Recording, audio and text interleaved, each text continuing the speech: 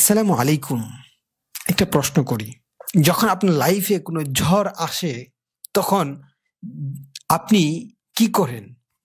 আপনি কি পরিস্থিতির চাপে ভেঙে পড়েন? নাকি ওই প্রেশারের মধ্যেই নিজেকে কুল রেখে সামনে এগিয়ে যান?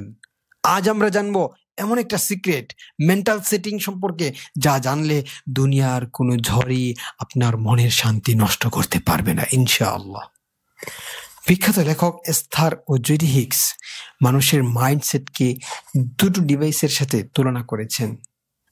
এক থার্মোমিটার, দুই থার্মোস্টেট। থার্মোমিটার, এটা নিজস্ব কোনো পাওয়ার নেই। পরিবেশ গরম হলে সে গরম দেখায়, ঠান্ডা হলে সে ঠান্ডা দেখায়। অর্থাৎ এর মানে সব মানুষ যারা পরিস্থিতির শিকার, বাইরের দুনিয়া যা করে তারা সেটাই রিফ্লেক্ট করে। থার্মোস্টেট হচ্ছে বস, তার কাজ টেম্পারেচার মাপা না, বরং টেম্পারেচার সেট করা। বাইরে 50 ডিগ্রি, বাইরে যদি 50 ডিগ্রি থাকে তাহলে এসি চালিয়ে এটাকে 20 ডিগ্রিতে রাখে। অর্থাৎ পরিবেশ এদের কন্ট্রোল করে না, বরং এরা পরিবেশকে কন্ট্রোল করে।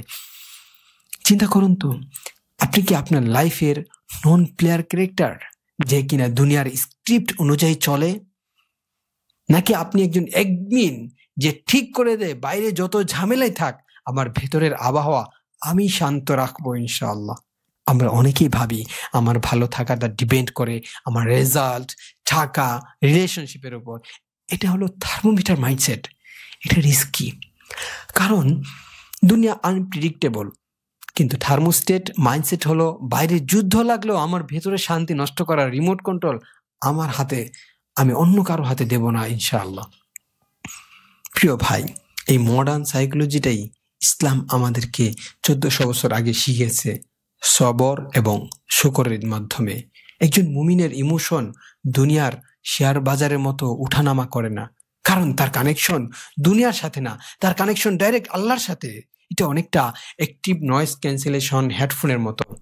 দুনিয়া নয়েজ থাকবেই, কিন্তু ইমানদার ভেতরে সাউন্ড প্রুফ সিস্টেমে আল্লাহর উপর ভরসা রেখে শান্ত থাকে।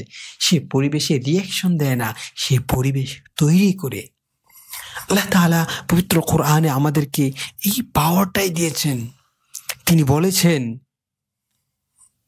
ইন্নাল্লাহা লা ইউগাইয়িরু মা বিকওমিন, আল্লাহ কোনো জাতির ভাগ্য ততক্ষণ পরিবর্তন করেন না, মা ইউগাইয়িরু বিআনফুসিহিম, যতক্ষণ না নিজেরা নিজেদের ভেতরের অবস্থা পরিবর্তন করে। চেঞ্জটা বাইরে থেকে আসে না, চেঞ্জটা আপনার ভেতর থেকে শুরু করতে হবে। নবীজি সাল্লাল্লাহু আলাইহি ওয়াসাল্লাম মুমিনের থার্মোস্টেট ক্যারেক্টার দেখে খুবই মুগ্ধ হতেন। তিনি বলতেন, মুমিনের ব্যাপারটা কতই না চমৎকার। সুখের সময় সে শুকরিয়া আদায় করে, আর কষ্টের সময় সে ধৈর্য ধারণ করে। দুই অবস্থাতেই সে উইনার। তাই বন্ধুরা, আজকে ডিসিশন নিন, আপনি কি পরিস্থিতির দাস হয়ে থাকবেন, নাকি নিজের মুডের মালিক হবেন? নেক্সট টাইম যখন কেউ আপনাকে রাগাবে বা কোনো বিপদ আসবে, রিয়েক্ট করার আগে নিজেকে বলুন, আমি থার্মোমিটার নই, আমি থার্মোস্টেট। আমার টেম্পারেচার আমি নিজেই সেট করব ইনশাআল্লাহ। ভিডিওটি ভালো লাগলে শেয়ার করবেন। দেখা হবে পরের ভিডিওতে ইনশাআল্লাহ। আসসালামু আলাইকুম ওয়া রাহমাতুল্লাহ।